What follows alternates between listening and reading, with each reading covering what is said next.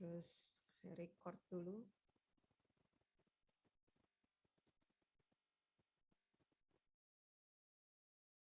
Nah, pertama saya mau sampaikan dulu tentang RPS-nya.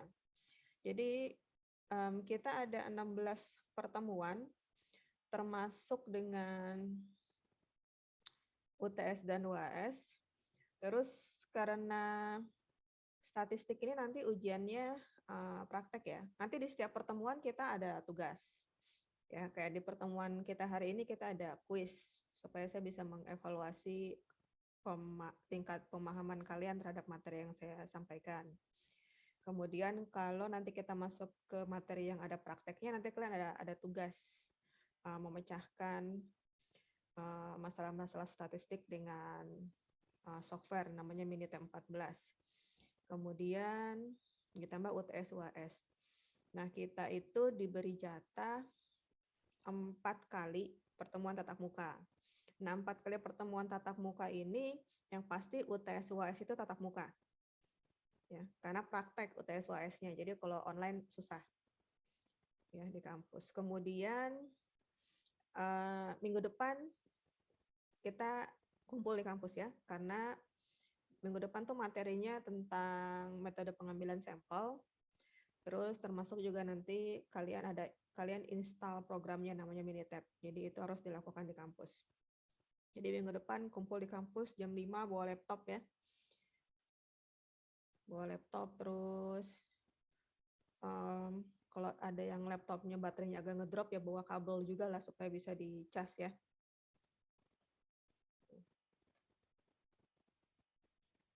Nanti mungkin satu pertemuan untuk yang agak rumit seperti desain eksperimen itu bisa kita lakukan tatap muka ya. Jadi ada tuh pas 4 pertemuan tatap muka minggu depan karena kita mesti install programnya UTS UAS dan satu pertemuan terkait dengan materi nanti desain eksperimen. Jadi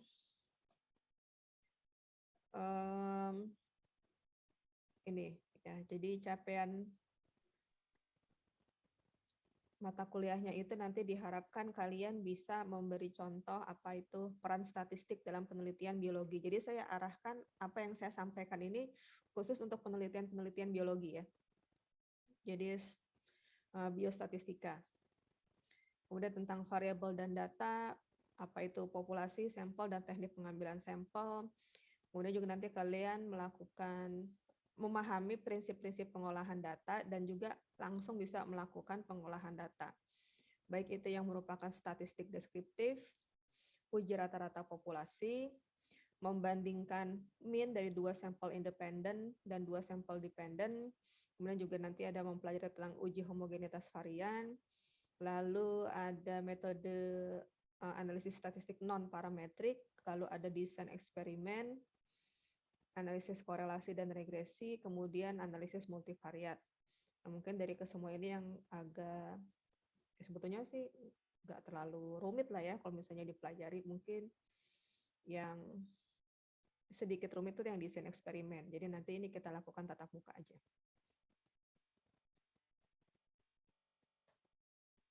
Ya, ini pustakanya yang bisa kalian baca. Ya, kalau misalnya nggak ketemu online bisa beli, maksudnya nggak ketemu PDF-nya ya bisa beli online kalau misalnya mau belajar lebih lanjut. Kalau sekarang gampang lah sejak boomingnya marketplace ya. Kalau dulu kakak kelas kalian kan alasannya penelitian susah karena susah cari buku gitu. Kalau sekarang kan mau beli buku ya gampang gitu.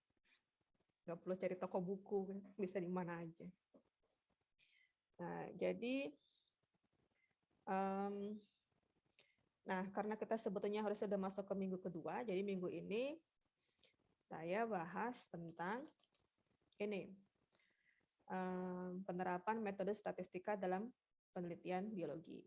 Kemudian juga tentang variabel dan data. Ya. Saya rasa yang lainnya mungkin sudah kalian baca juga, ya karena ini udah saya share dari minggu lalu. Udah lengkap kita, 13 orang. Jadi saya absen lagi.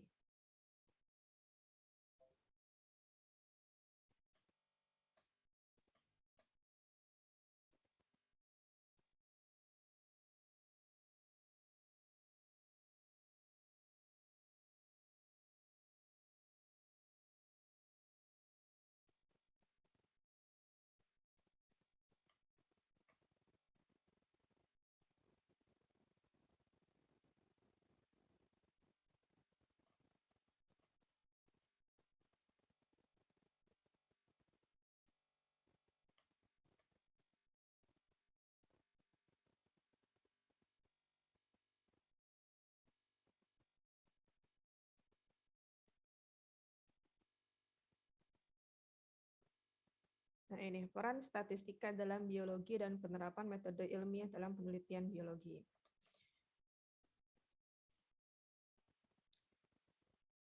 Jadi, untuk memperoleh konsep-konsep biologi, ilmuwan itu kan melakukan penelitian ya.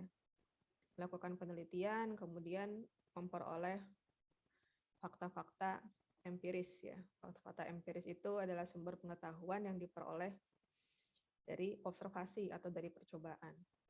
Nah, fakta-fakta empiris yang dikumpulkan di lapangan itu ada yang sifatnya kualitatif, ada yang sifatnya kuantitatif. Nah, kalau kuantitatif itu artinya bisa dihitung. Ya.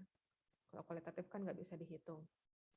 Nah, fakta-fakta ini itu harus dikumpulkan dengan metode yang bisa dipertanggungjawabkan. Jadi metodenya itu harus standar.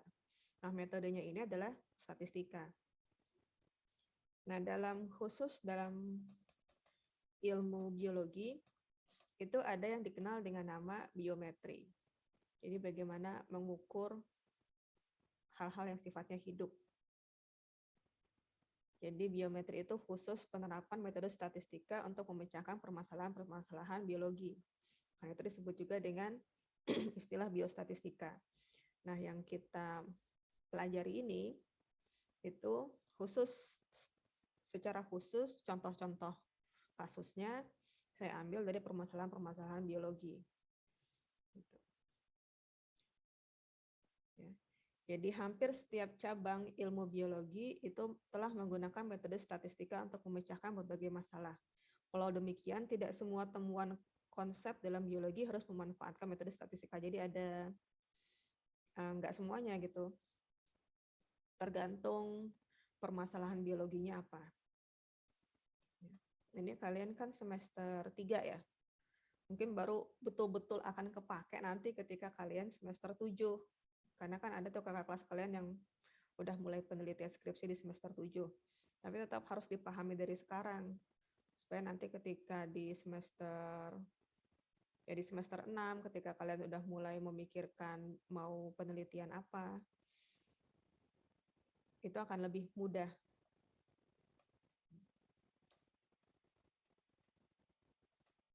Nah, ada dua macam metode ilmiah untuk memperoleh konsep-konsep dalam biologi. Ada metode non-eksperimen yang pertama, yang kedua adalah metode eksperimen.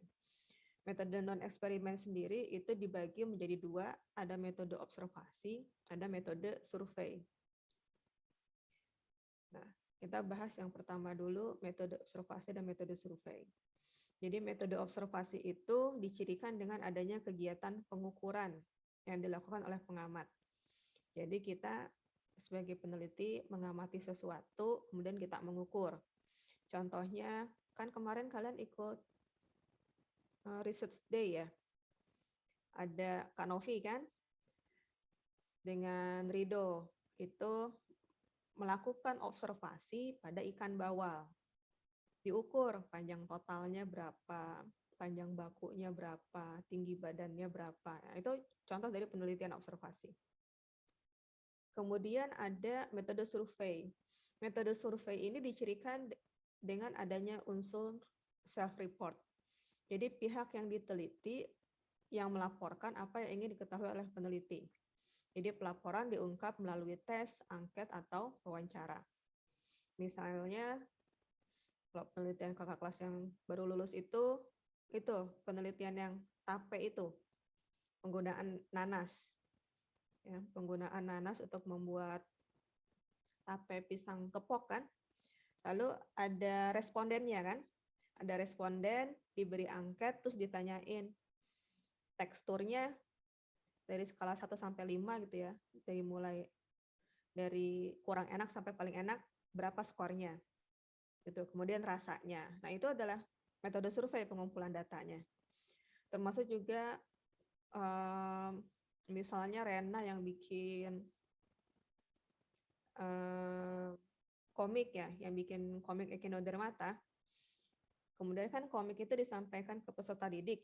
Nah, peserta didik diminta untuk menilai apa tanggapan mereka terhadap komik yang telah dibuat, ya apakah membantu pembelajaran atau tidak. Itu juga bisa dianggap sebagai metode survei. Karena datanya kita kumpulkan melalui angket. Ya, bisa angket, bisa wawancara. Jadi metode observasi dan metode survei itu sama-sama membangun konsep berdasarkan pada kenyataan atau fakta-fakta yang ada di alam. Jadi berdasarkan fakta-fakta ikan baul itu bagaimana, berdasarkan fakta-fakta respon peserta didik terhadap komik Echinodermata yang telah dibuat, itu kemudian dibangun konsep ya. Jadi diamati, dicari kesamaan, kemudian disusun konsep yang general. Ya, kalau dalam komik itu kemarin berarti disusun konsep yang general, apakah kemudian komik ini layak atau tidak layak untuk digunakan dalam pembelajaran. Dan kalau pengamatan terhadap ikan, apakah ikan ini tubuhnya itu cenderung ramping atau cenderung gemuk. Nah, pada metode observasi dan survei, peneliti tidak melakukan tindakan manipulasi. Jadi konsep diambil berdasarkan generalisasi fakta. Jadi apa yang didapat itu yang kemudian diambil kesimpulan umumnya. Nah, ini contoh lain penelitian observasi. Misalnya penelitian untuk memperoleh deskripsi ikan karang di perairan Nongsa. Nah, pertama-tama peneliti harus menentukan hal spesifik yang mau diteliti itu apa. Nah, hal spesifik yang akan diteliti itu disebut sebagai variabel atau peubah. Nah, misalnya variabel tersebut adalah kelimpahan jenis. Jadi dari ikan karang di Nongsa, diambil satu variabel yang mau spesifik diteliti, yaitu adalah kelimpahan jenis. Nah, hal-hal spesifik yang diteliti dan diamati itu disebut sebagai data. Nah, data yang kita ambil itu harus bisa menggambarkan kelimpahan jenis ikan karang di perairan Nongsa. Nah, hasil yang diperoleh melalui metode observasi itu merupakan deskripsi dari variabel. Deskripsi dari variabel. Ya, kayak yang penelitian ikan bawal yang dilakukan Novi dan Rido misalnya. Ketahuan, oh panjang total ikannya itu berkisar antara sekian sampai sekian sentimeter. Tingginya sekian sampai sekian sentimeter. Diameter matanya ukurannya berapa senti. Nah, oleh karena itu metode observasi disebut juga sebagai metode deskriptif. Nah, kita juga bisa menggabungkan penelitian observasi dengan penelitian survei. Misalnya,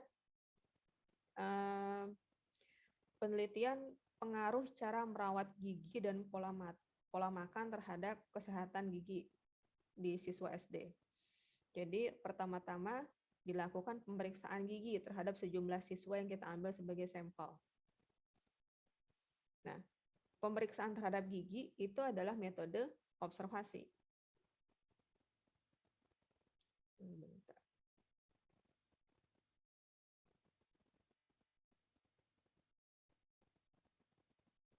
Ya, pemeriksaan terhadap gigi itu adalah metode observasi. Kemudian juga dilakukan wawancara tentang merawat gigi dan pola makan. Ya, misalnya apakah sikat gigi sehari 2 kali, ya pagi setelah makan dan malam sebelum tidur, atau cuma pagi aja ketika mandi. Gitu ya. Sebenarnya kan pagi itu setelah makan dia. Ya. Kemudian bagaimana pola makannya? Apa suka makan ngemut yang manis-manis gitu ya. Wawancara ini adalah metode survei. Jadi ini adalah penelitian yang menggabungkan antara observasi dan survei. Ada yang bisa kasih contoh lain?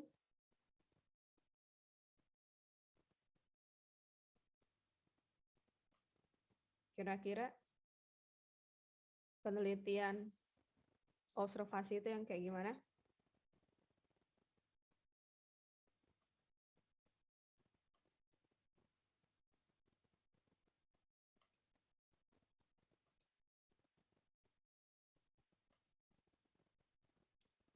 Dika misalnya, penelitian observasi itu yang kayak gimana?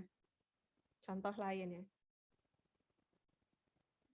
Ya, dia unmute dulu mikrofon ya.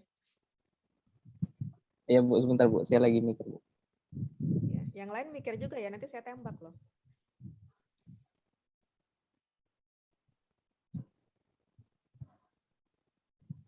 Atau nggak perlu biologi lah, yang umum lah gitu, apa misalnya.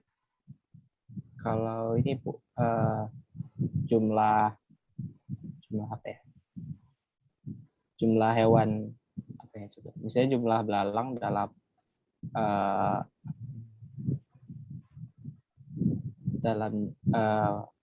Padang jarak rumput. tertentu, luas tertentu. Iya, bisa misalnya jumlah belalang di mana ya? Angsa. Di hutan mata kucing gitu ya. Iya. Itu Per bisa. meter persegi. Bisa. Bisa itu contoh observasi. Kemudian penelitian survei apa contohnya? Devi, bisa kasih contoh? Devi, penelitian survei kayak gimana?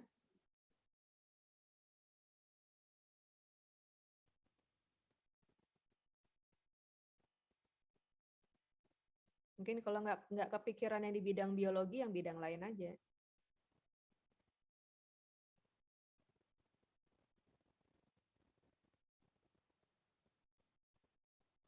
Nggak kepikiran.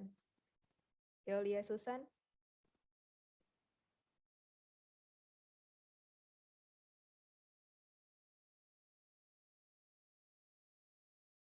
mungkin bisa bantu jawab.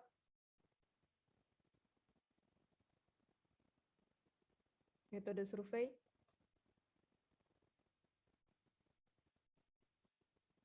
Kalau di penelitian sosial, rata-rata banyak juga lah yang survei ya.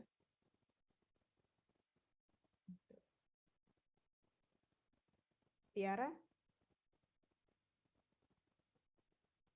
apa kira-kira?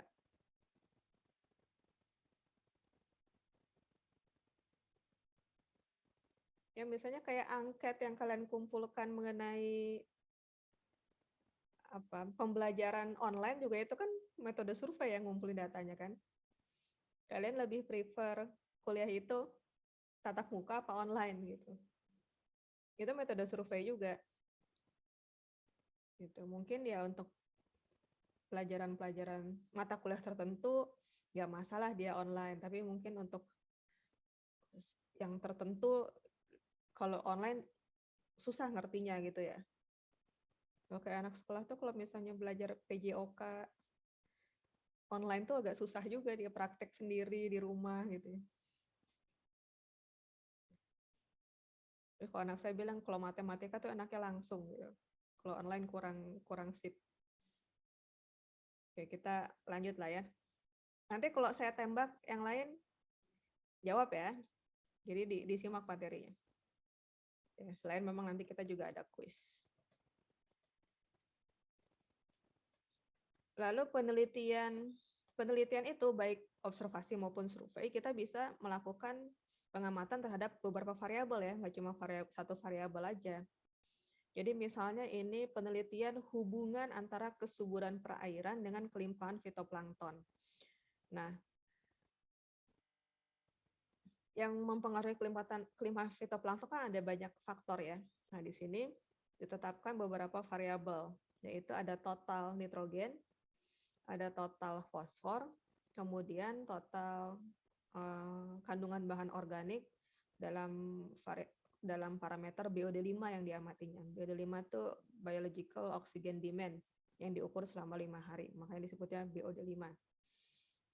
Nah, ini ketiga parameter ini, ya, ketiga variabel, ya, total nitrogen, total fosfor, dan BOD5 ini mewakili kesuburan perairan. Dan juga diamati kelimpahan fitoplankton itu sendiri. Jadi dalam hal ini total N, total P, dan BOD5 itu adalah variabel bebas. Variabel yang bebas berubah-ubah mempengaruhi kelimpahan fitoplankton. Karena itu si kelimpahan fitoplankton ini disebut sebagai variabel terikat. Total N, total P, dan BOD5 ini adalah variabel bebas. Mungkin kalian agak sulit mengamati karena ini di perairan ya. Nah, anggaplah kalian nanam pohon mangga, ya, nanam pohon mangga. Misalnya, yang variabel terikatnya adalah jumlah buah mangga yang bisa kalian panen itu, jumlahnya berapa, total beratnya berapa. Ya. Yang mempengaruhi panen buah mangga itu apa? Pemberian pupuk ya kan? Pemberian air. Gitu. Nah, jadi pupuk dan air itu dia adalah sebagai variabel bebas.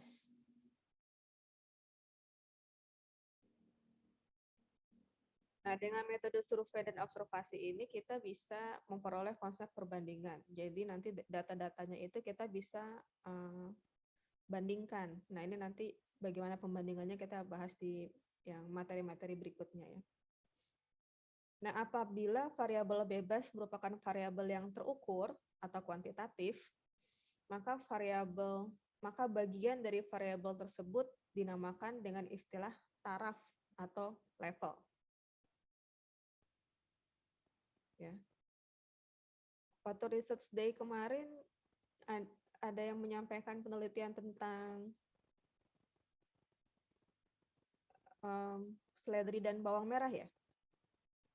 Ada nggak kakak kelas A, ya kan? Nah, itu kan variabel bebasnya itu dia adalah variabel yang terukur, kuantitatif. Jadi si ekstrak bawang merahnya ini diberikan sejumlah dosis berapa.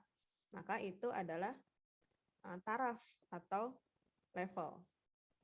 Taraf atau level.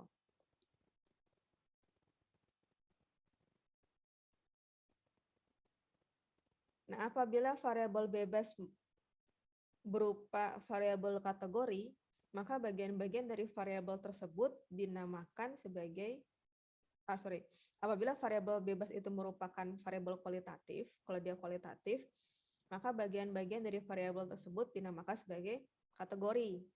Jadi kalau variabel bebasnya itu adalah kuantitatif, disebutnya sebagai taraf atau level. Tapi kalau dia kualitatif, dia disebutnya kategori. Contohnya, misalnya kita ingin mengetahui apakah ras sapi yang berbeda menghasilkan susu dalam jumlah yang berbeda. Nah, ras sapi itu kan dia kualitatif ya. Sapi New Zealand misalnya, ya, atau sapi di Lingga tuh banyak sapi. Nggak ada orang Lingga di sini ya. Saya udah lama nggak ke Lingga.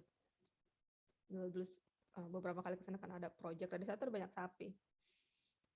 Tapi jumlah susu yang dihasilkan kan berbeda. Jadi ras sapi itu mempengaruhi menghasilkan jumlah produksi susu yang berbeda.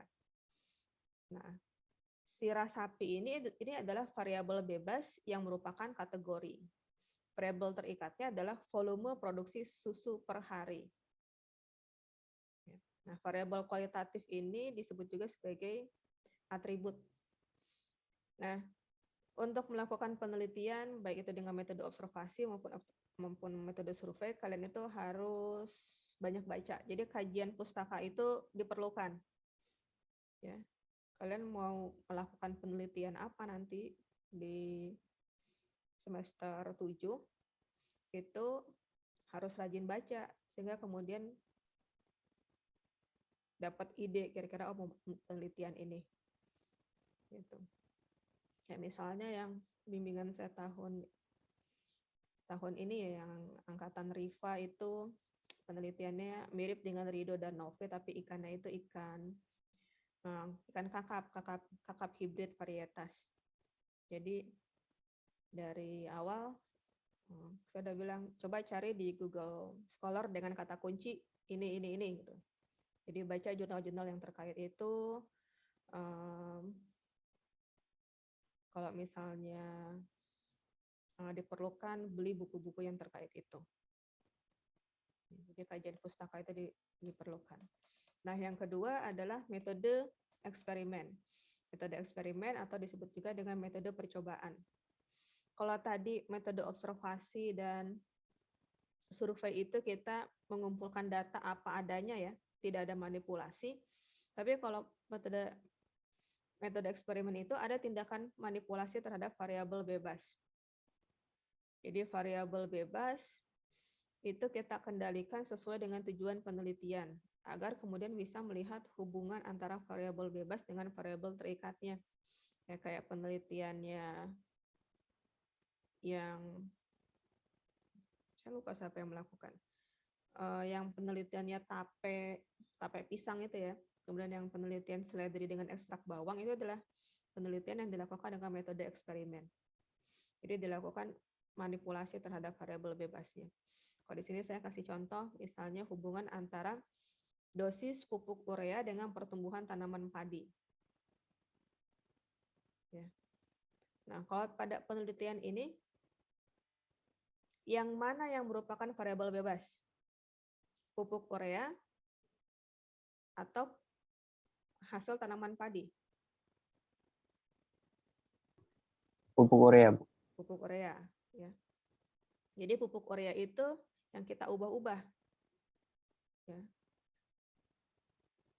Yang kita ubah-ubah, misalnya dalam per hektar sawah ya kita kasih perlakuan yang berbeda. Ada yang 0 kg per hektar sawah, berarti dalam 1 hektar sawah itu sama sekali nggak dikasih pupuk. Ada yang 50 kg per hektar sampai 150 kg per hektar. Kemudian dilihat setelah sekian bulan penanaman, ketika dipanen, dihitunglah misalnya dalam satuan apa, gabah kering gilingnya, berapa produksinya per setiap hektar sawah itu. Jadi produksi gabahnya itu adalah sebagai variabel bebas atau terikat? Produksi gabahnya. Terikat. Terikat.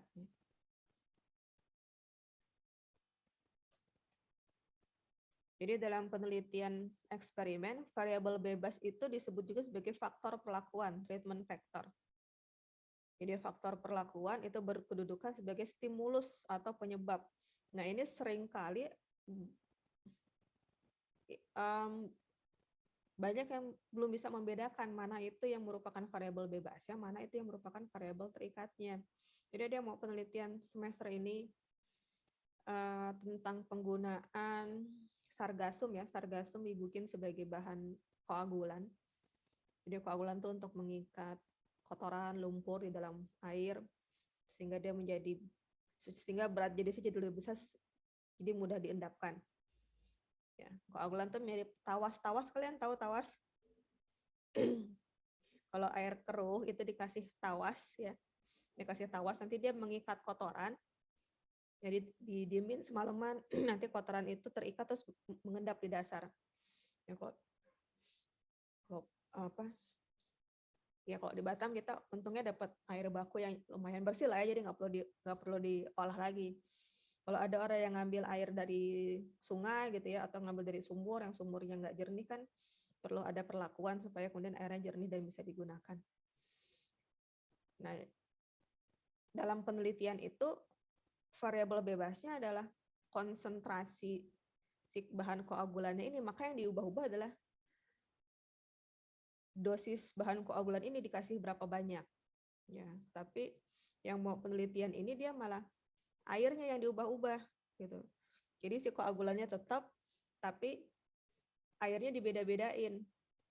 Airnya ada misalnya 1 gayung, 1 ember, sama 1 drum gitu. Dikasih dengan jumlah koagulan yang sama. Ya. Padahal tidak seperti itu. Ya, harusnya airnya dalam jumlah yang sama semua. Ya, misalnya ada 3 ember. Terus yang diubah-ubah adalah si dosis bahan koagulannya ini dimasukkan ke dalam masing-masing ember tersebut dengan jumlah yang berbeda. Ada yang dikasih 1 sendok, ada yang dikasih 2 sendok, ada yang dikasih 3 sendok. Tapi kalau air yang mau diolahnya itu harus sama jumlahnya. Karena dia sebagai variabel yang terikatnya.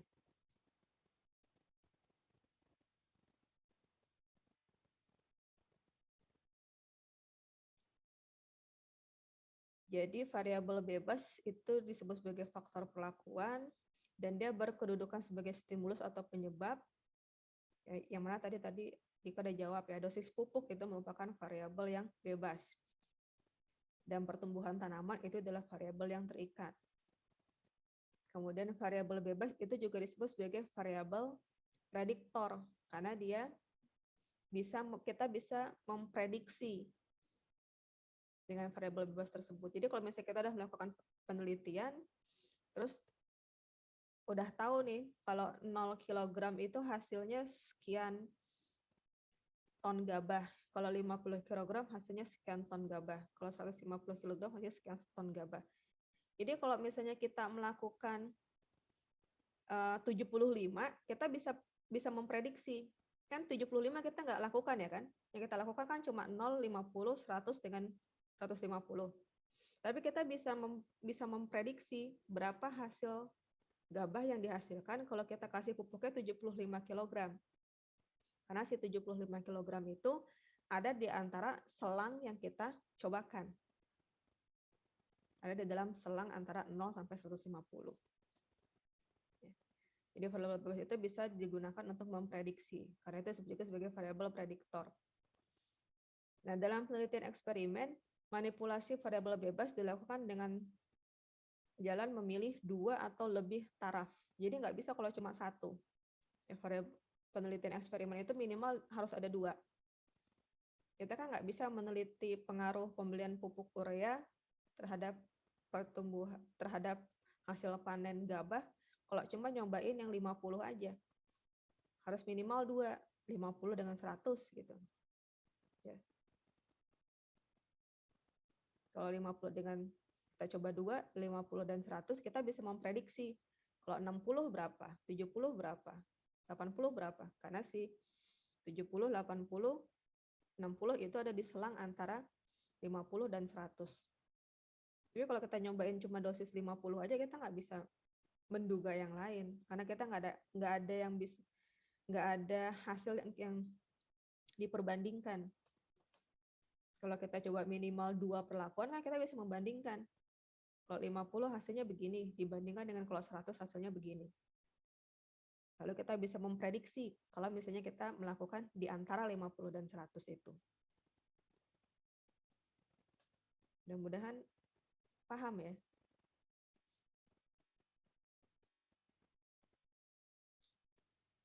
Cukup paham sampai sini?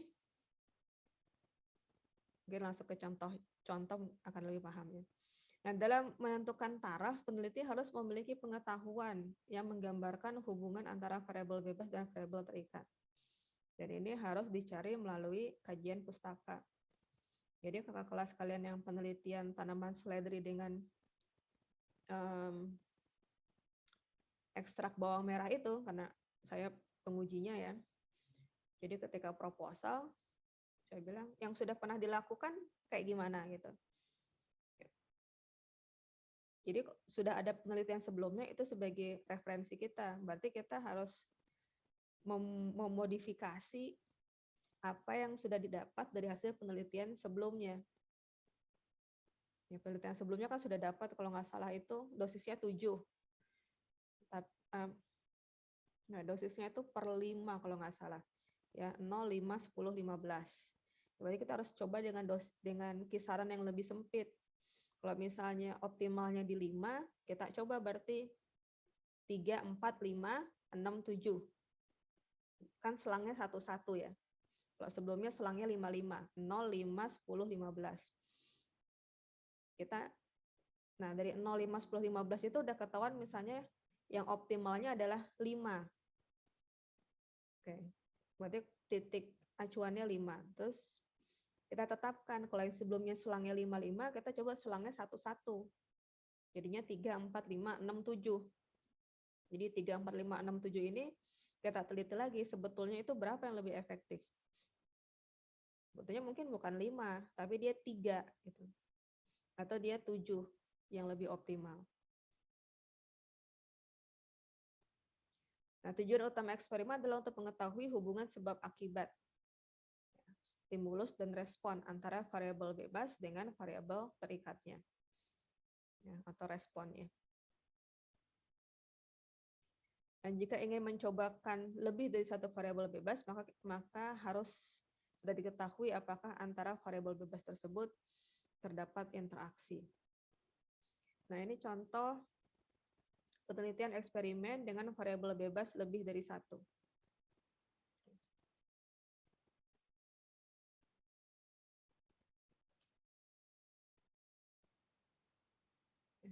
Misalnya penelitian untuk mengetahui pengaruh pembelian pupuk P yang dikombinasikan dengan pupuk N terhadap pertumbuhan tanaman.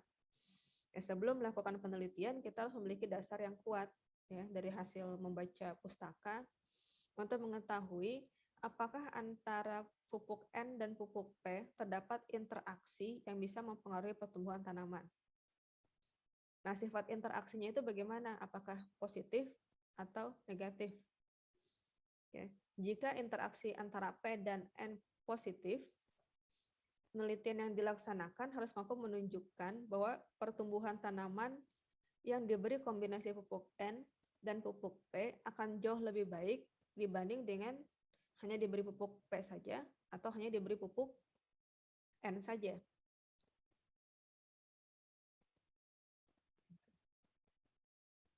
Jadi harus dicari dulu pustakanya. Apakah antara P dan N ini ada hubungan yang positif, yang saling mendukung. Gitu ya. Bukan saling mengeliminir.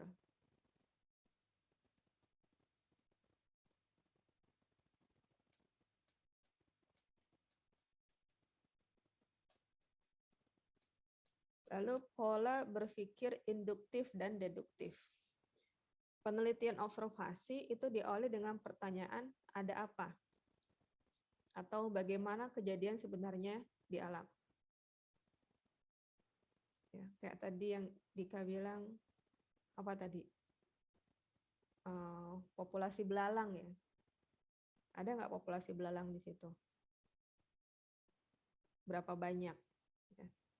Karena itu penelitian observasi dan survei itu mengikuti pola pikir induktif yang berangkat dari fakta demi fakta, kemudian dibangunlah suatu konsep. Ya, penelitian survei dan observasi ini sifatnya eksploratif. Jadi kita sebagai peneliti hanya membaca apa yang ada di alam. Peneliti tidak harus memiliki jawaban sementara atau hipotesis. Karena penelitian observasi itu bukan bertujuan untuk membuktikan kebenaran suatu hipotesis. Ya, jadi penelitian observasi itu bukan untuk membuktikan kebenaran suatu hipotesis. Itu sifatnya eksploratif. Karena itu yang penelitian-penelitian yang sifatnya observasi ini, kalau nanti kalian menyusun proposal skripsi ya, di bab 2, bagian akhir, itu ada hipotesis penelitian. Hipotesis penelitian itu perlu dicantumkan kalau misalnya penelitiannya adalah penelitian eksperimen. Kayak yang tadi yang Sledri, perlu dicantumkan hipotesisnya. Hipotesisnya adalah perbedaan dosis bawang merah akan memberi pengaruh yang berbeda terhadap pertumbuhan jumlah daun tanaman seledri. Itu hipotesisnya. Tapi kalau penelitian yang observasi, kayak misalnya kakak kelas kalian yang penelitian tentang kelelawar, ya itu adalah penelitian eksploratif, nggak perlu ada hipotesis. Nggak perlu ada hipotesis apakah di hutan itu ada kelelawarnya, nggak perlu, cukup dicari aja ada apa enggak, disajikan datanya, nggak perlu dibuktikan bahwa di hutan itu ada kelelawar atau enggak, nggak perlu ada hipotesisnya.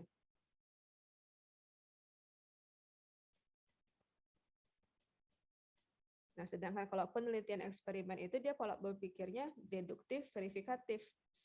Jadi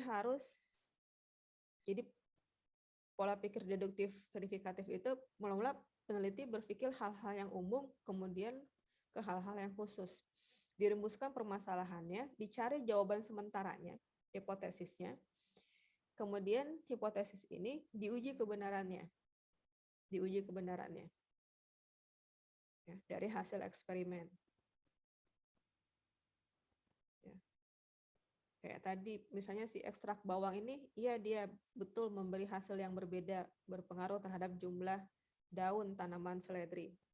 Kemudian disimpulkan berapa sebetulnya dosis yang paling pas untuk menghasilkan seledri dengan jumlah daun yang paling banyak.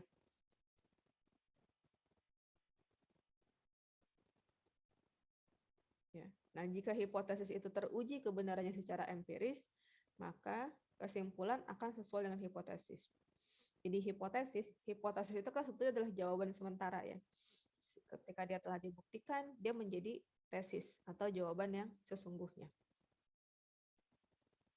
Jadi hipotesis itu adalah jawaban yang sementara. Itulah yang disimpan di bagian akhir bab 2 skripsi. Tesis itu adalah jawaban yang sesungguhnya. Itulah yang disajikan di bab 4 skripsi dan disimpulkan di bab 5 skripsi. Nah, agar eksperimen ini dapat diterapkan dan diaplikasikan, ada tahapan yang harus dilalui. Ya, yang pertama, penelitian pendahuluan. Ini untuk membuktikan apakah memang ada hubungan antara variabel bebas dengan variabel terikat. Ini bisa kalian lakukan sendiri, atau bisa juga kalian melakukan penelitian orang lain itu sebagai penelitian pendahuluan yang kalian rujuk. Ya.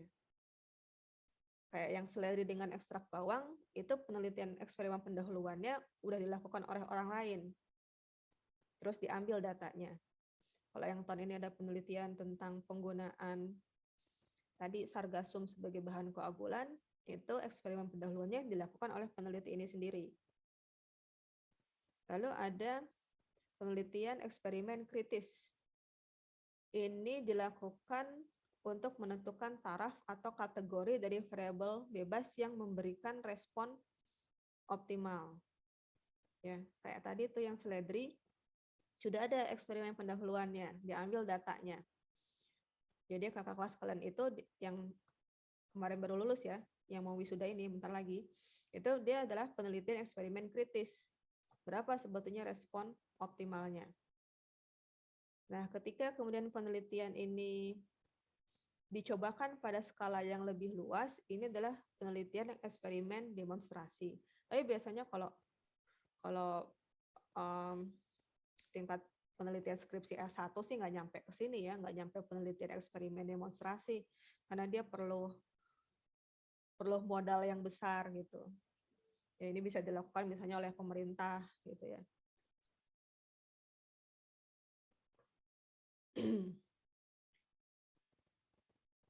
Ya, seperti misalnya nanti, misalnya kakak kelas kalian yang penelitian pakai sargasum ini tahu lah, oh untuk menurunkan kekeruhan air itu, ya, parameter yang diamati itu namanya total suspended solid. Ya, untuk menurunkan TSS itu perlu dosis koagulan sargasum sebanyak sekian. Ya, misalnya sebanyak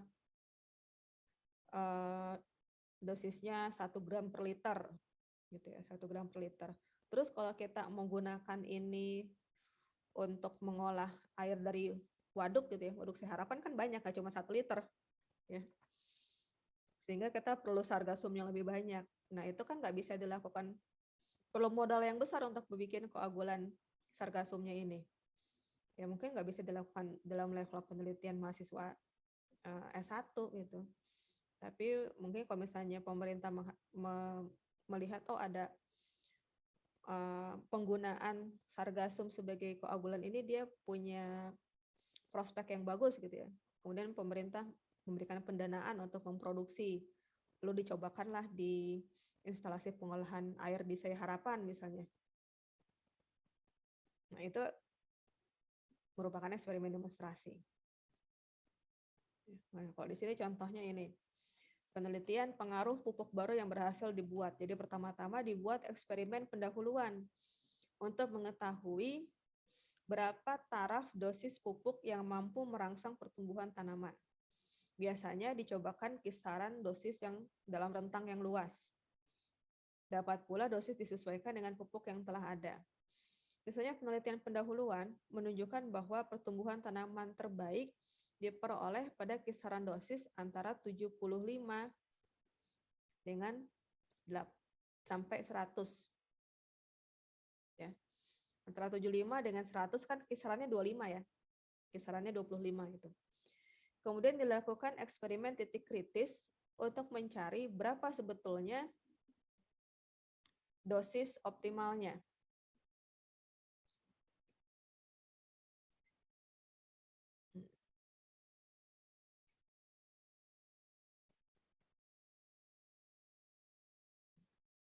Berapa dosis optimalnya? Kemudian dicobakanlah, kalau yang tadinya itu selangnya adalah 75 dengan 100, selisihnya 25. Kemudian pada eksperimen kritis ini dicoba dia 75, 80, 85, 90, 95, 100. Ya, selangnya 55. Lebih sempit selangnya. Lalu dari hasil penelitian eksperimen kritis didapatkanlah bahwa dosis optimalnya adalah 80. Kemudian dilakukan eksperimen demonstrasi dengan melakukan pemupukan 8 kg pupuk per hektar pada lahan yang lebih luas untuk melihat respon tanaman pada skala tanam yang lebih luas. Ini adalah penelitian eksperimen demonstrasi.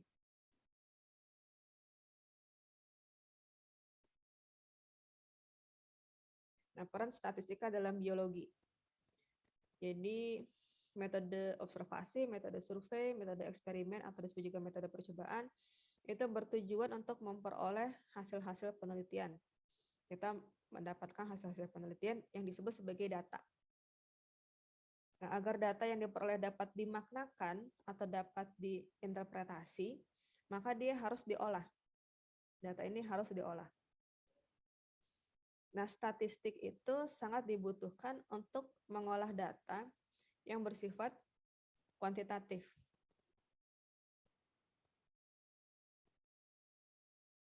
Jadi dengan metode statistika, seorang peneliti dapat mengolah data untuk memperoleh informasi dengan cara berikut. Mencari deskripsi suatu variabel. Mencari deskripsi suatu variabel. Mencari hubungan antara variabel. Lalu juga menentukan perbedaan respon akibat perbedaan perlakuan yang diberikan. Nah, kayak tadi yang penelitian ikan bawal itu mencari deskripsi dari suatu variabel. Variabel morfometriknya ikan bawal itu bagaimana? Kita dapat deskripsinya. Mencari hubungan antar variabel. Yang penelitian tape pisang. Ternyata setelah diteliti, responden lebih suka tape pisang yang nggak pakai tambahan sari nanas. Lalu ini untuk menentukan perbedaan respon akibat perbedaan perlakuan. Itu tadi yang penelitian pertumbuhan seledri dengan pemberian ekstrak bawang merah yang berbeda.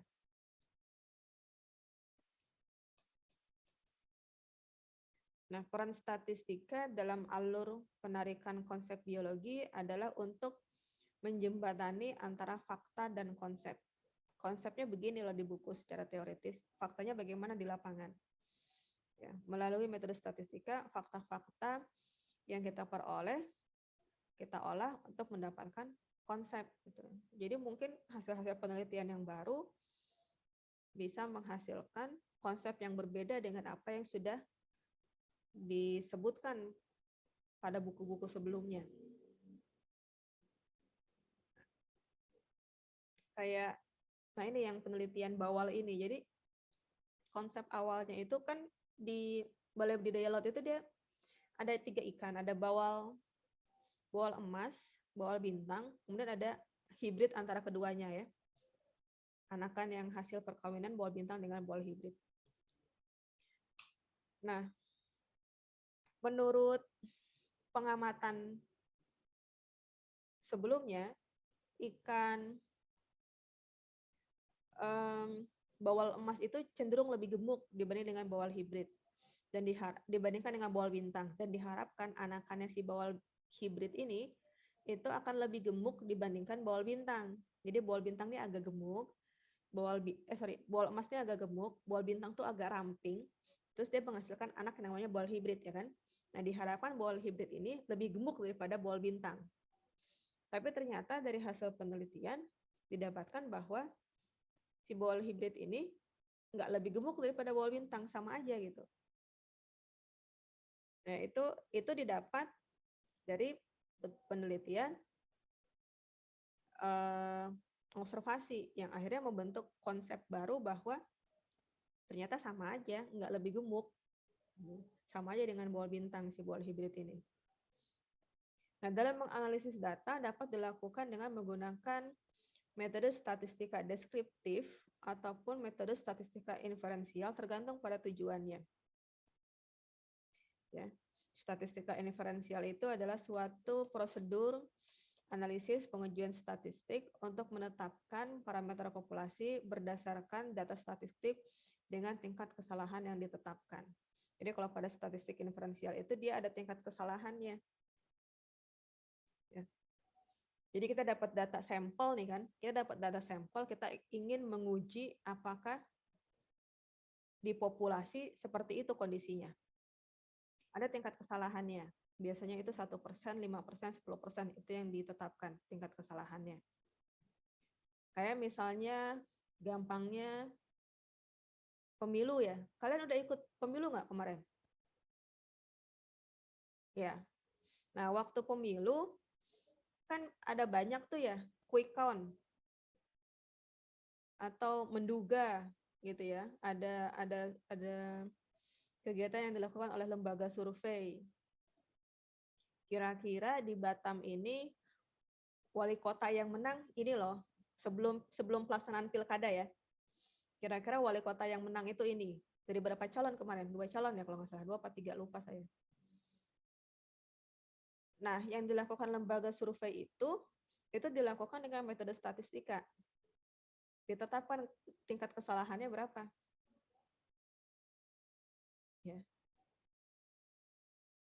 Ya, diuji. Nanti data yang sebenarnya kan dapatnya hasilnya nanti kan, setelah pilkada kan, setelah perhitungan suara barulah didapat hasilnya. Berapa? Ya, ini adalah statistika inferensial. Lalu ada yang namanya statistika nah, statistika inferensial ini dia harus dipilih apakah menggunakan metode statistik parametrik ataupun non parametrik. Nah, kalau parametrik itu datanya kita ketahui atau kita asumsikan dia berdistribusi normal. Nanti kita belajar masalah uji normalitas di pertemuan berikutnya ya. Tapi kalau non parametrik itu kita tidak tahu apakah distribusi datanya itu tersebar normal atau tidak.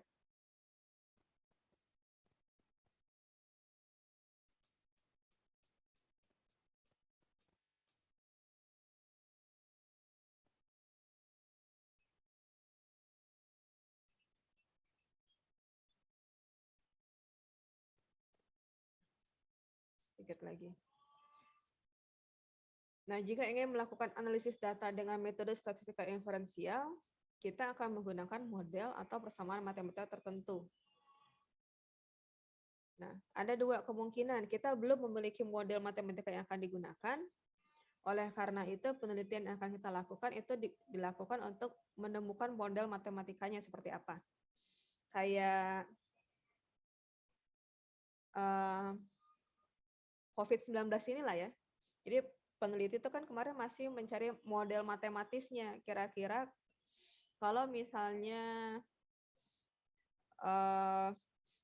yang divaksin sekian banyak, kemudian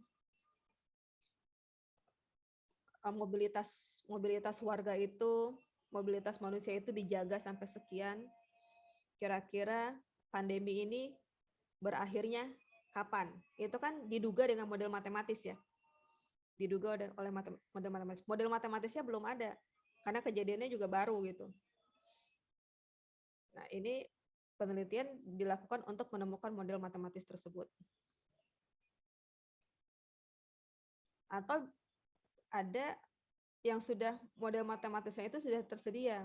Jadi yang kita perlukan tinggal menginput datanya untuk diolah.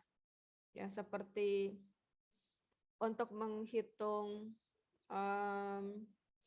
keanekaragaman jenis keanekaragaman jenis ikan gitu ya. Itu sudah ada model matematisnya, kita tinggal input aja datanya. Ya. Nah, ini akhir dari materi yang pertama. Ya, karena ini udah maghrib, kita istirahat dulu. Nanti jam 6:30 masuk lagi ya.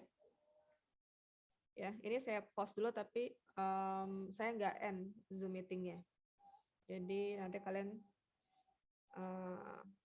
tinggal masuk.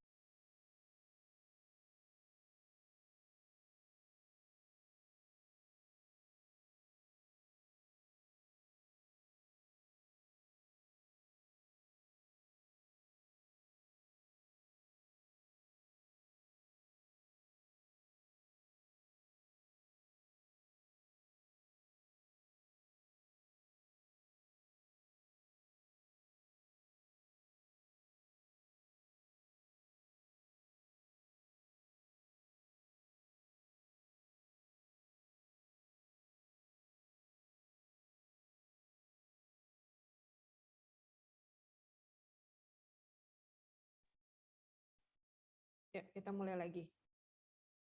Suara saya jelas?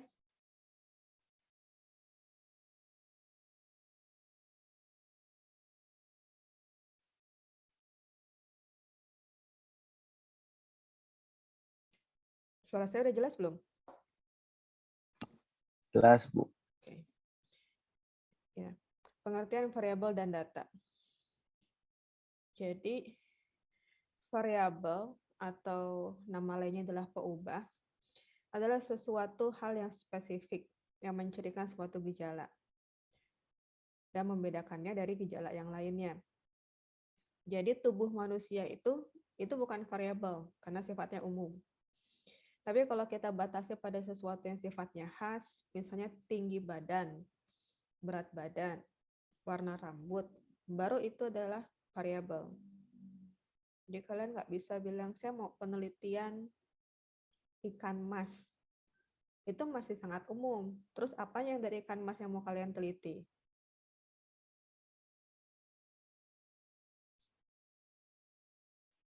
Pola pertumbuhannya, pertumbuhan mutlaknya, keanekaragaman varietasnya misalnya.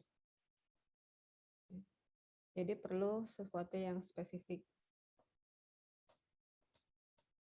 Mau penelitian kantong semar, apanya misalnya?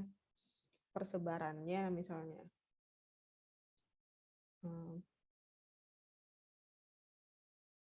Keanekaragaman jenisnya. Jadi harus lebih spesifik. Nah, ada macam variabel dilihat dari ukurannya. Ada yang disebut sebagai variabel kualitatif, yaitu variabel yang tidak dapat dinyatakan dengan angka. Disebut juga sebagai variabel atribut. Kayak jenis kelamin, laki-laki, perempuan, itu adalah variabel kualitatif. Jenis sampah, ada sampah organik, sampah anorganik, itu adalah variabel kualitatif. Ada juga variabel kualitatif yang dia nggak bisa diukur, tapi dia bisa diurutkan peringkatnya. Jadi yang seperti ini itu disebut sebagai variabel kualitatif berperingkat. Kayak jenjang pendidikan, misalnya dikasih kode. 1 itu SD, 2 itu SMP, 3 itu SMA, 4 itu perguruan tinggi. Ya, jadi ada peringkatnya. Ini dia adalah variabel, tetap dia merupakan variabel kualitatif, hanya saja ada peringkatnya. Lalu status sosial, ada kalangan rendah, ada kalangan bawah, ada kalangan menengah, ada kalangan atas. Biasanya dilihat dari jumlah penghasilan dan pengeluarannya. Ya. Ini juga adalah variabel kualitatif, cuma diberi peringkat. Nah, kalau variabel kuantitatif itu bisa dinyatakan dengan angka. Karena itu variabel kuantitatif disebut juga sebagai variabel terukur. Variabel kualitatif ini juga bisa dibagi-bagi lagi. Jadi ada dua macam. Ada yang namanya itu variabel kontinu, ada yang namanya variabel discontinue. Kalau variabel kontinu itu adalah dia berupa nilai-nilai yang jumlahnya tidak terbatas, terentang antara dua titik. Contohnya, tinggi badan, berat badan, panjang rambut. berat badan aja ya. Jumlahnya bisa tak terbatas antara 50 sampai 60 itu. Berapa? 51, 51 setengah, 51,7, 51,8.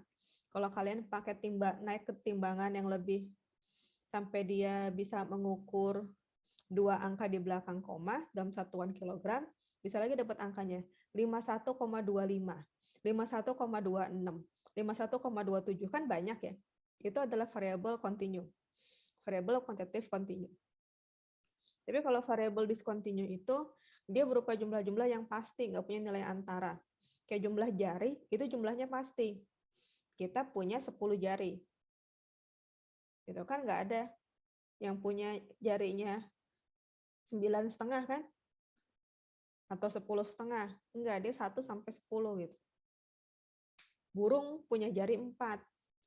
Bisa 2 ke depan, 2 ke belakang, atau 3 ke depan, 1 ke belakang posisinya.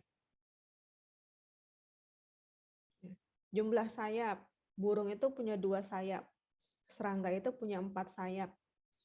Nggak ada yang bilang burung punya sayap 1,5. Atau serangga punya sayap 3,5. Karena jumlahnya pasti. Demikian juga dengan ruas tubuh insekta. Itu jumlahnya pasti.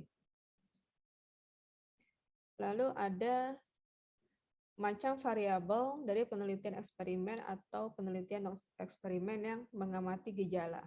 Ini kita tadi udah singgung. Ada variabel bebas, ada variabel terikat. Nah, tadi itu kita udah bahas ya. Kita lewat aja. Lalu ada yang namanya variabel acak. Variabel acak adalah variabel yang tidak akan berpengaruh atau mengganggu jalannya eksperimen sehingga boleh diabaikan. Contohnya, ya pakaian peneliti, warna baju apa yang dia pakai, itu tidak akan mempengaruhi pertumbuhan tanaman saat si peneliti itu melakukan eksperimen. Lalu ada yang namanya variabel penekan atau pengganggu atau ekstra atau asing. Ini adalah variabel yang jika kita biarkan, maka dia akan mengganggu jalannya penelitian. Ya, akan mengganggu jalannya eksperimen.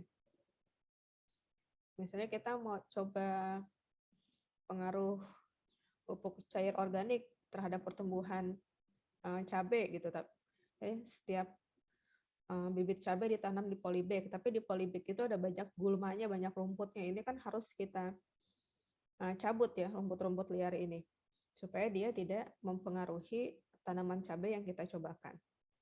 Ya, ini adalah macam-macam variabel dalam penelitian eksperimen atau eksperimen yang mengamati gejala atau pengaruh. Nah, jadi kalau ini dia istilah variabel acak, tapi dalam penelitian eksperimen. Ya, dalam penelitian eksperimen ada variabel acak, ada variabel pasti. Kalau variabel acak dalam penelitian eksperimen itu adalah variabel bebas yang ditetapkan dalam eksperimen model acak atau random.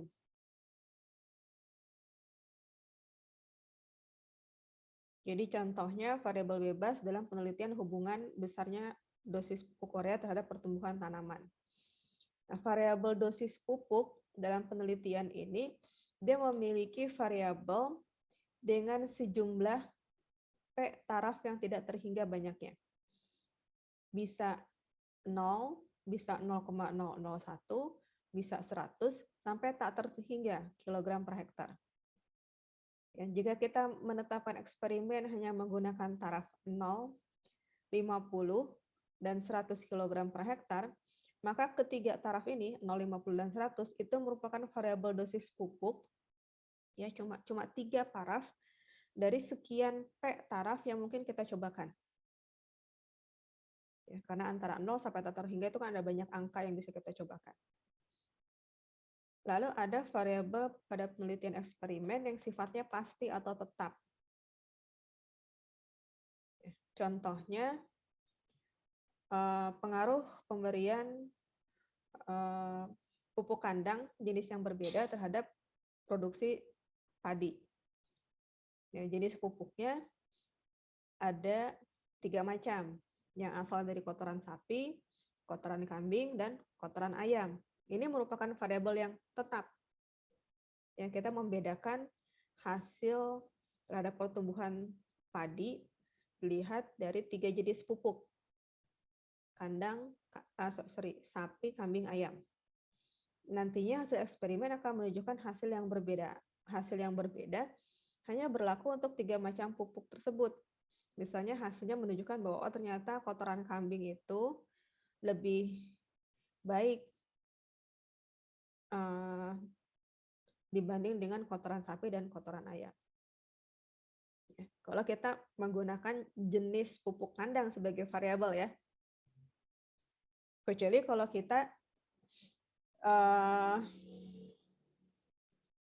ada dosis campurannya. Misalnya kita mau bikin ramuan pupuk kandang yang perbandingannya itu 1 kilo pupuk kandang itu ada ramuannya, misalnya 100 gram pupuk dari ayam, 700 dari kambing, 200 dari sapi. Gitu ya. Kita campur, jadilah satu formula baru. Nah, kalau seperti itu variabel acak atau variabel pasti? Kalau kita bikin ramuan pupuk seperti itu.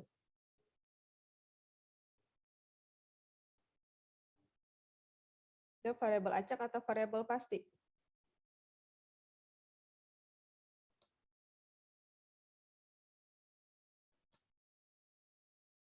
Nah dia, kalau misalnya kasusnya seperti itu acak atau pasti?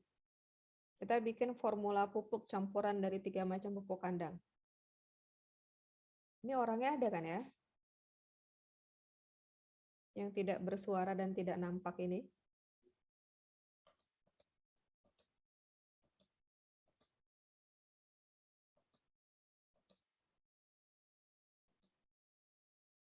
Atau Evi mungkin bisa ikut berpartisipasi. Evi Aprianti.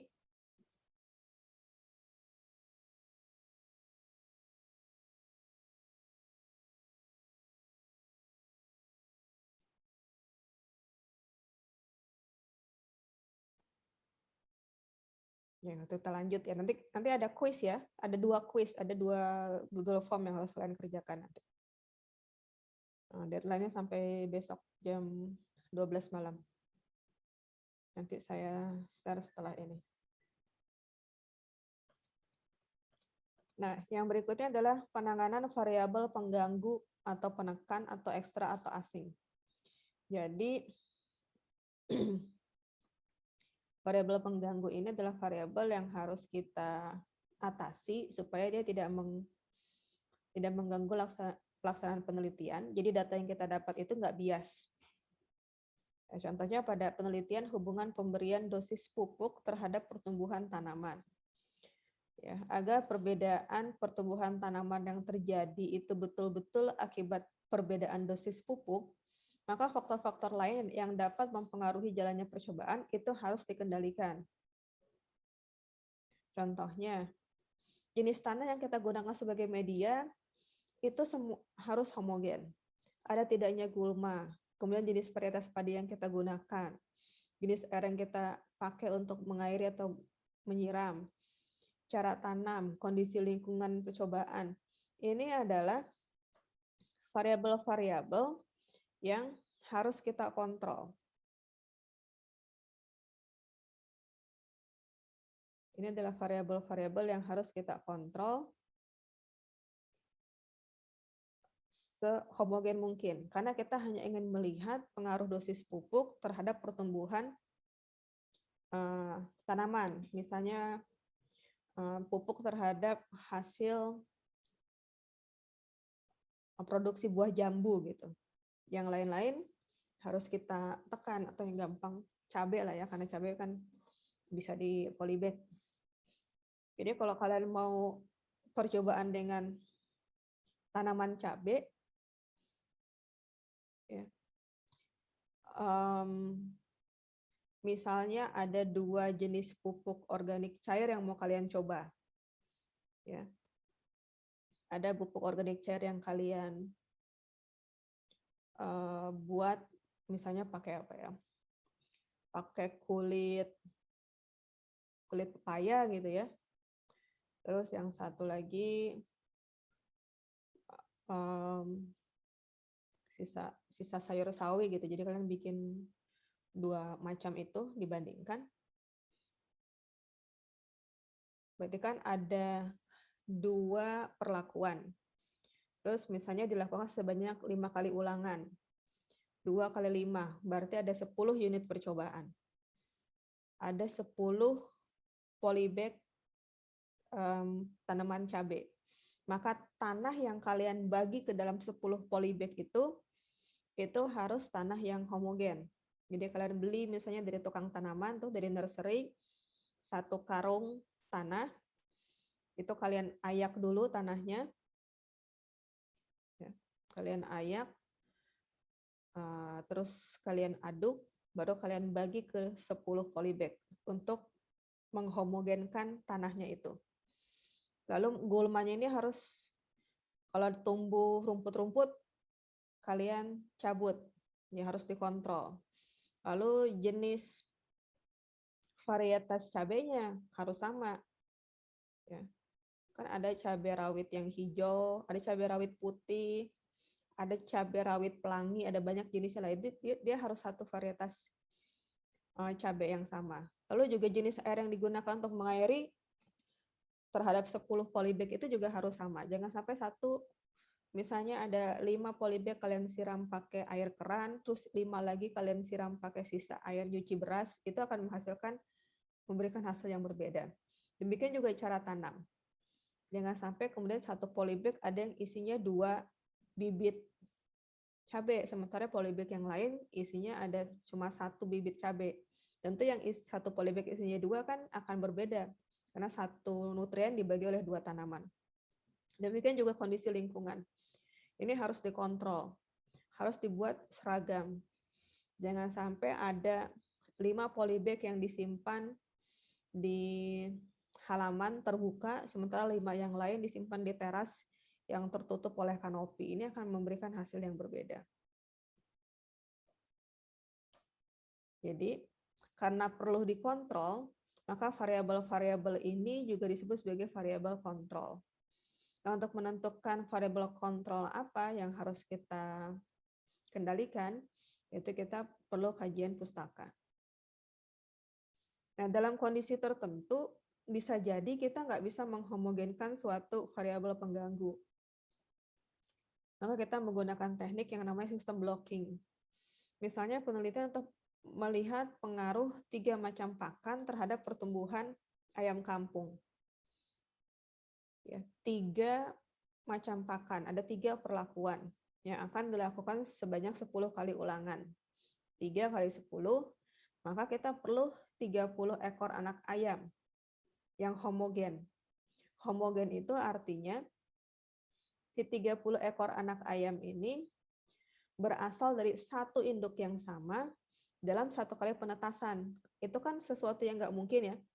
Nggak ada induk ayam sekali waktu dia langsung bertelur 30 telur terus menetas pada waktu yang sama. Itu adalah hal yang tidak mungkin untuk didapatkan.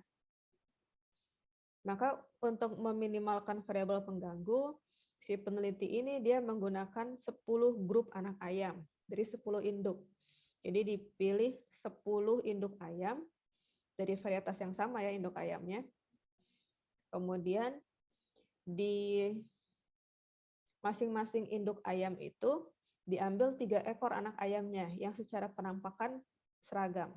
Jadi nggak ada yang satu misalnya kelihatan sakit, kurus gitu, tapi kita ambil 3 ekor anak ayam yang seragam penampakannya.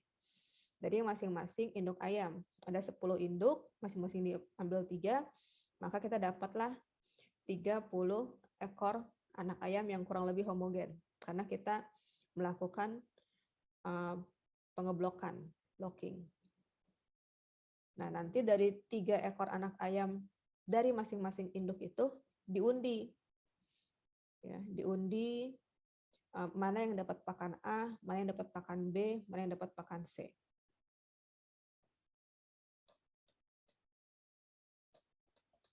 Nah, pengertian data dan macamnya. Jadi data itu adalah hasil pengamatan terhadap gejala atau fenomena. Data sama halnya seperti variabel, data juga ada yang merupakan data kualitatif, ada yang merupakan data kuantitatif. Data kualitatif ini dia tidak berupa angka nominal, disebut juga sebagai data kategorikal. Kalau data kuantitatif, dia adalah data angka nominal dalam arti yang sebenarnya. Kemudian ada yang dinamakan dengan skala. Jadi, data kualitatif itu ada dua macam skala. Ada skala nominal, ada skala ordinal. Nominal kalau bahasa Inggris, noun itu artinya kata benda ya. Noun. Jadi skala nominal ini dia hanya bisa dibedakan. Karena itu juga sebagai data kategori. Data kualitatif skala nominal itu contohnya adalah jenis kelamin, laki-laki, perempuan. Dia bisa dibedakan. Jenis angkutan umum, ada taksi, ada kereta, ada kapal, ada pesawat. Itu juga adalah data kualitatif pada skala nominal, bisa dibedakan. Lalu ada data kualitatif pada skala ordinal. Dia selain bisa dibedakan juga punya urutan tingkat.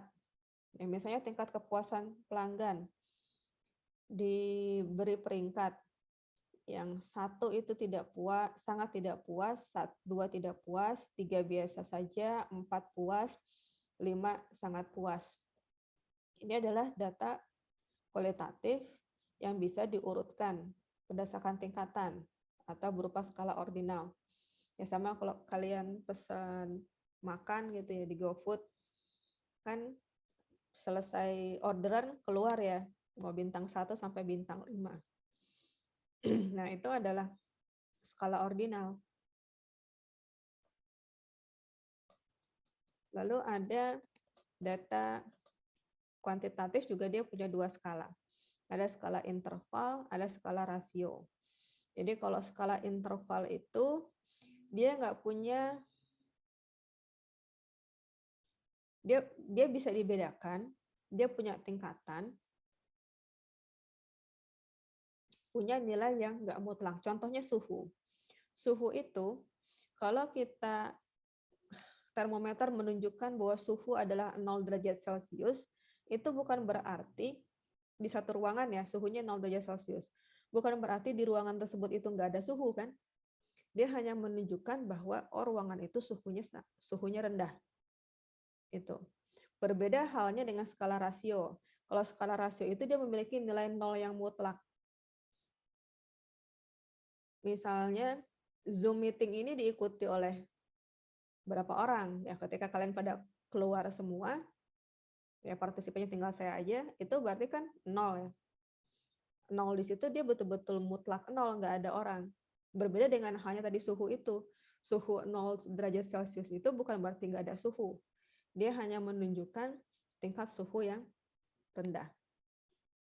Tapi kalau jumlah pekerja dalam satu workshop itu adalah 0, itu berarti memang nggak ada pekerja. Dia adalah angka 0 yang mutlak. Nah, ini kalau dibuatkan dalam matriks jadi seperti ini ya, dalam tabel. Jadi kalau si data kualitatif nominal dia hanya bisa dibedakan, tapi dia nggak bisa diurutkan. Ya, nggak punya interval, nggak punya nilai 0 yang mutlak. Kalau yang skala ordinal dia bisa dibedakan dan juga ada urutan tingkatan. Apa tadi contohnya? Hari ini. Tadi si skala ordinal contohnya apa?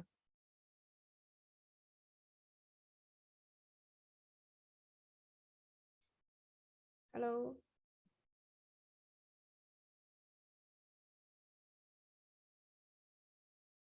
Tiara. Yang skala ordinal tadi contohnya apa?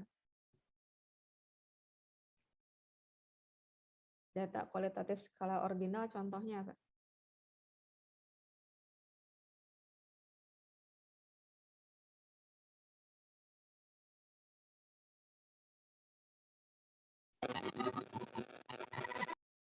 Suaranya nggak jelas ya.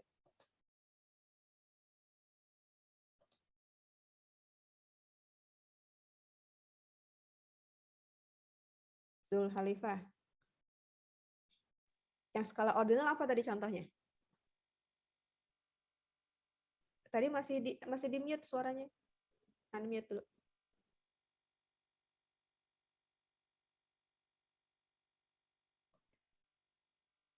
Di unmute dulu apa tadi contohnya? Yang ordinal.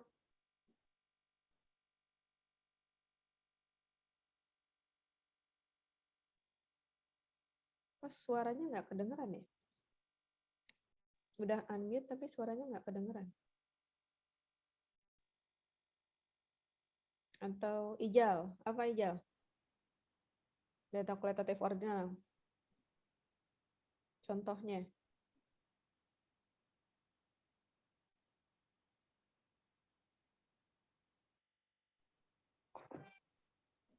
Pesawat ya dia. Oh, kalau yang yang alat transportasi itu nominal. Tadi kan yang kereta, taksi, motor itu nominal.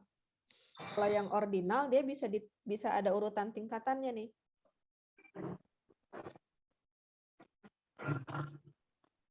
Dika apa Dika? Mardika. Kalau yang contoh Ibu tadi itu tingkat kepuasan, Bu. Kalau 1 misalnya tidak puas, sangat tidak puas, kalau misalnya 5 itu sangat puas. Iya, tadi itu ya, yang tadi misalnya tingkat kepuasan terhadap layanan driver GoFood ya. Itu dia skala ordinal. Sama lah kayak kita menilai aplikasi ya di Play Store gitu ya. Itu dia skala ordinal juga. Oke, kita lanjut. Nah, lalu ini macam data yang perlu dikoleksi dalam eksperimen. Ada data pokok, ada data pengganti. Jadi kalau data pokok itu adalah hasil pengamatan yang menunjukkan harga variabel terikat dari eksperimen yang dilakukan. Kalau data pengganti itu adalah data substitusi yang kita ambil atau kita koleksi apabila kita sebagai peneliti nggak bisa melakukan pencatatan terhadap data pokok. Kenapa kita nggak mengambil data pokok? Karena misalnya yang pertama, biaya untuk mengkoleksi data pokok mahal. Atau kita nggak punya peralatan untuk mengkoleksi data pokok. Atau waktu yang diperlukan untuk mengkoleksi data pokok ini terlalu lama. Jadi kita ambillah data penggantinya. Contohnya, dulu kakak kelas kalian ada yang melakukan penelitian ini. Penelitian pengaruh kemasan penyimpanan terhadap kualitas cabai. Jadi sekian macam jenis plastik ya dicobakan untuk melihat kualitas cabai. Sebetulnya data pokoknya itu kan adalah kandungan mineral dan vitamin cabai ya. Itu data pokok yang harusnya diambil. Tapi untuk mengambil data ini kan mahal, perlu analisis laboratorium. Akhirnya diambillah data pengganti berdasarkan pengamatan organoleptik. Jadi dilihat bentuknya. Jadi setelah dikemas pakai kemasan cabai ini, oleh yang kemasan A ternyata masih segar. Yang kemasan B udah kisut gitu. Yang kemasan C busuk malah. Jadi dilihat secara organoleptik tuh berdasarkan organ panca indera kita. Dilihat penampakannya atau dilihat rasanya. Ya, kayak yang kemarin yang penelitian tape pisang, itu kan sebetulnya mau mengamati uji kadar alkohol ya. Tapi mahal gitu uji kadar alkohol. Jadi akhirnya ya yang diambil itu data-data organoleptik aja, rasa, tekstur, gitu ya, tingkat kemanisan, apakah teksturnya keras, lembut, gitu. Itu contoh data pengganti. Lalu ada data penjelas. Ya, data penjelas adalah data lain yang dikumpulkan yang mampu menjelaskan hubungan antara faktor pelakuan dan dengan faktor terikatnya. Ya, contohnya penelitian pengaruh pemupukan dosis urea terhadap produksi buah apel varietas unggul dan lokal. Jadi ada 2 Varietas apa yang dicoba? Ada varietas unggul, ada varietas lokal. Ya. Nah, selain data pokok berupa hasil panen per hektar, ya berapa kilogram atau berapa ton buah apel ini per hektar kebun, maka dikoleksi juga data penjelasnya, misalnya kelebatan daun. Kan bisa jadi ternyata pupuknya itu dia emang nggak menghasilkan buah, cuma daunnya aja yang lebat. Saya ada tanam pohon mangga di kantor, udah 4 tahun nggak ada buahnya, cuma daunnya aja yang lebat. Kemudian bisa juga tinggi dan diameter batang, serta jumlah percabangan. Ya, kayak kakak kelas kalian yang penelitian seledri, itu kan saya minta dihitung jumlah daun seledrinya. Karena kalau seledri itu kan yang dilihat daunnya ya, yang dipanen kan daunnya, yang dipanen, yang dipakai dimasakkan kan daun seledrinya. Maka saya bilang diamati jumlah daunnya berapa. Kemudian kalau di Batam tuh segala sesuatu kan ditimbang ya, ya walaupun beratnya nggak seberapa gitu. Cuma di Batam orang beli sayur itu ditimbang. Kalau di Jawa orang beli sayur itu diikat. Jadi harganya itu satu ikat harganya berapa. Kalau di Batam 1 kilo harganya berapa. Jadi selain dihitung jumlah daunnya, ditimbang juga dia berapa gram yang hasil ini. Nah kemudian dia ini dihitung juga berapa tinggi batang utamanya, berapa senti. Ya, itu sebagai data penjelas. Ya, berapa jumlah cabang batang tanaman seledrinya, itu sebagai data penjelas, bukan data utama. Nah, kemudian ini ada data suplemen. Data suplemen yaitu data yang dapat meningkatkan ketepatan atau presisi eksperimen. Yang yaitu dengan mencatat kondisi awal yang dicurigai dapat mempengaruhi kondisi akhir. Jadi variabel ini disebut sebagai variabel peragam atau kovariat. Misalnya kita mau melihat pengaruh pakan ayam ya terhadap pertumbuhan ayam ini. Ya, jadi si anak ayam yang kita cobakan sebelum dikasih pakan kita timbang dulu masing-masing anak ayam ini berapa. Terus setelah dikasih pakan selama misalnya 1 bulan, berat badannya meningkat menjadi sekian gram. Nah, dengan data berat awalnya kita perlu tahu dulu. Karena misalnya dari 30 anak ayam yang dicoba kan nggak mungkin semuanya betul-betul seragam ya beratnya kan. Mungkin ada selisih antara 10 gram, 20 gram gitu. Jadi perlu kita catat. Nah, ini yang terakhir, data untuk mendeteksi adanya interaksi antara faktor perlakuan dengan bahan uji. Ya. Dengan apa yang unit percobaan. Dikatakan ada interaksi jika variasi di dalam kelompok perlakuan pada taraf yang rendah jauh lebih kecil atau lebih besar dibandingkan variasi yang ada pada kelompok perlakuan dengan taraf yang lebih tinggi. Ini bisa dilihat dari simpangan bakunya atau variannya, atau lebih gampangnya simpangan baku aja. Karena varian itu dihitung dari simpangan baku. Varian adalah kuadrat dari simpangan baku. Contohnya, kita suatu racun ya dengan dosis toksis dicobakan 0, 5, 10, 15, dan 20 ppm. Ya, data yang kita dapat, kalau kita coba pakai 0 ppm, ya konsentrasinya 0 ppm, 0 ppm itu ppm itu singkatan dari part per million. Yang sering kalian dengar kan persen ya. Persen itu part per 100, 1 per 100. ppm itu part per million, 1 per sejuta. Ini satuan yang biasa dipakai dalam kimia. Kalau 0 ppm simpangannya adalah 2. Kalau 5 ppm simpangannya 4. Kalau 10 ppm simpangannya 7. 15 ppm simpangannya 10. 20 ppm simpangannya 20 on.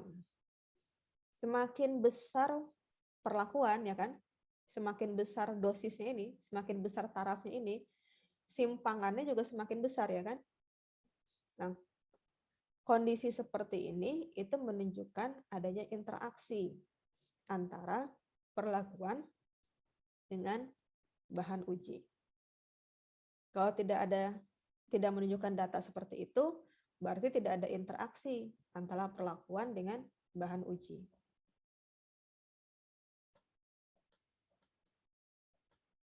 Nah, lalu ada data untuk mengecek perlakuan yang diberikan.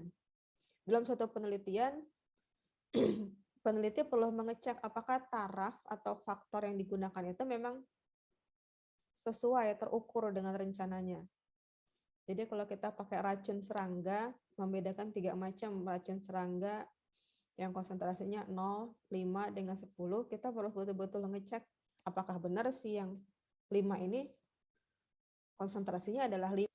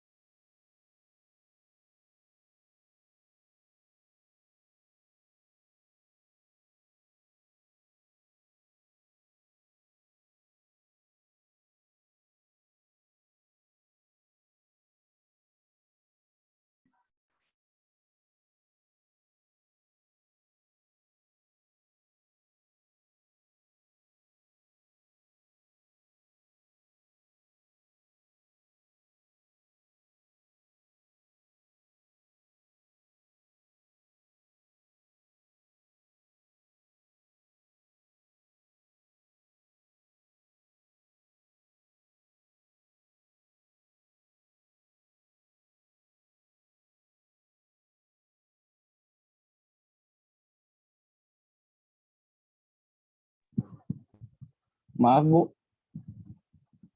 kami nggak bisa dengar suaranya. Suara Ibu hilang. Dari kapan? Dari penjelasan materi mana? 1 menit yang lalu. 1 menit yang lalu. Terakhir tadi yang ini, yang D, data untuk mengecek perlakuan yang diberikan. Oke.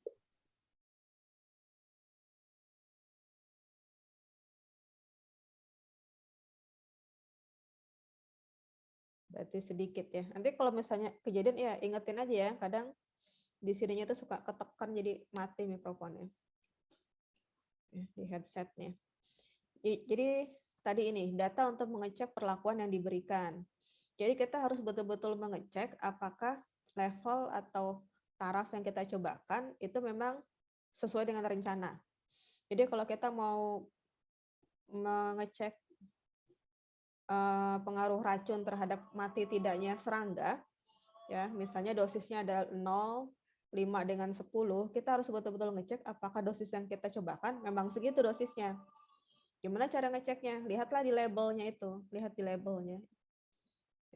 Bahan-bahan kimia kan biasanya ada labelnya ya. Kalau kalian obat-obatan gitu kan, apakah benar obat ini berpengaruh menurunkan demam gitu? Ya dicek paracetamol yang kita coba itu berapa miligram, kan ada banyak ya. Ada banyak macam obat itu. Nih, kita lihat di labelnya. Terus yang terakhir, dalam penelitian juga kita harus mencatat data-data yang terkait dengan lingkungan luar atau kondisi eksternal. Misalnya, tadi kita mau penelitian pengaruh dosis pupuk terhadap panen buah apel. Nah, selain dosis pupuk, panen buah apel juga kan sangat ditentukan oleh faktor-faktor iklim ya, klimatologi, suhu udara, kelembaban, intensitas cahaya, curah hujan. Ini adalah hal-hal yang bisa mempengaruhi hasil panen buah apel itu, selain dari dosis pupuk yang digunakan. Sehingga faktor-faktor ini pun harus kita catat.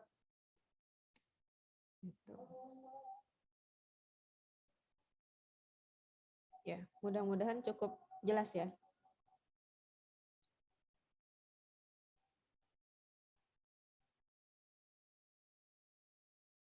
Nah,